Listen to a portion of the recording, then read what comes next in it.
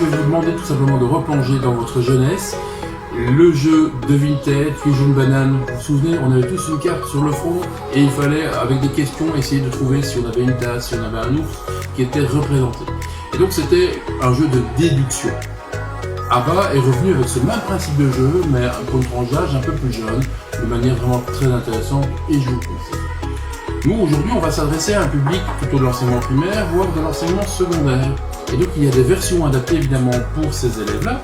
Et je vous propose d'abord de découvrir la collection de Qui gagne, qui nous fournit histoire de fantômes, histoire nocturne, histoire de filles, enfin, on a toute une série de collections. Et là, on confronte le joueur à une énigme.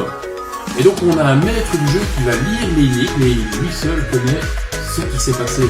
Et donc les autres participants vont devoir poser une série de questions, vont devoir comprendre la consigne, ce qui s'est passé, écouter les réponses et déduire. C'est un jeu d'écoute, de concentration, de questionnement, vraiment très intéressant. Parfois nous sommes confrontés à des élèves un peu plus démotivés. Et donc l'éditeur nous propose un jeu que vous connaissez peut-être plus en tant qu'adulte, la collection Black Stories. Ça dit déjà ce que ça veut dire, hein, c'est un peu plus gore, c'est toujours des morts.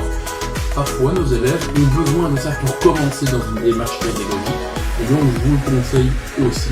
Ce sont vraiment des jeux qui vont aider nos élèves à travailler le questionnement et l'esprit logique. Compétences essentielles dans notre enseignement pour pouvoir réussir.